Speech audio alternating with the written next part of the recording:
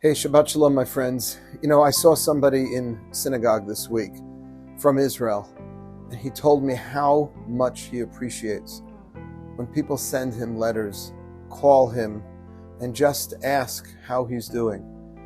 And this idea that we are concerned not only for the physical well-being, but for the spiritual and emotional well-being is so important at this time. Our brothers and sisters in Israel want to know not just that we're sending them helmets and money and pressing the U.S. government to continue sending arms so Israel can finish this war, but that we're thinking about them and that we're sensitive to what they're going through.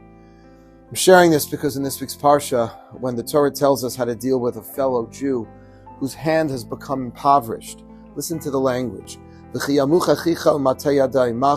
if your friend's hand sort of descends, and he becomes indigent.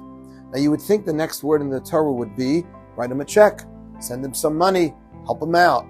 Vehechazakta, the Torah says, and you shall give him chizuk. Now that seems a little empty. Give a guy chizuk, he needs money. No, someone who's down and out also needs a hug. It's not enough just to send money and to make sure that we're doing what we need to do politically to help our brothers and sisters in Israel. What are we doing to show our love?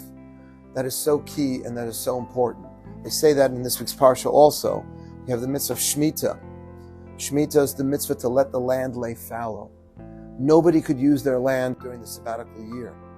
And some of the commentators explain it's so that wealthy people can have a little sense of what poor people go through when they don't have what to eat. Rav Chaim of Volozhin was known to raise a lot of money for the poor. And sometimes he would ask a wealthy person for some money.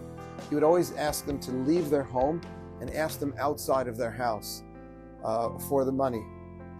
Why would he do this? Because it was cold. Well, the person would ask him, why don't you come inside? Let's continue the conversation inside. It's cold out here. He said, no, just pay a few more minutes. Oh, let me go get a coat. And when the person would get a coat, he would see that's exactly what someone who's cold needs. And he wants to get the idea is that we feel a little what our brothers and sisters are going through in Israel.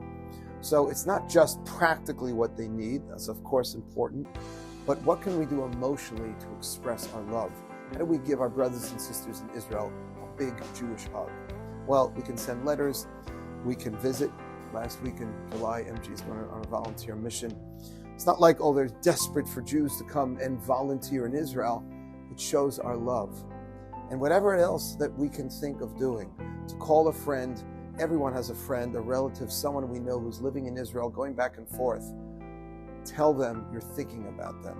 Tell them we're one people and we're with you. Shabbat Shalom.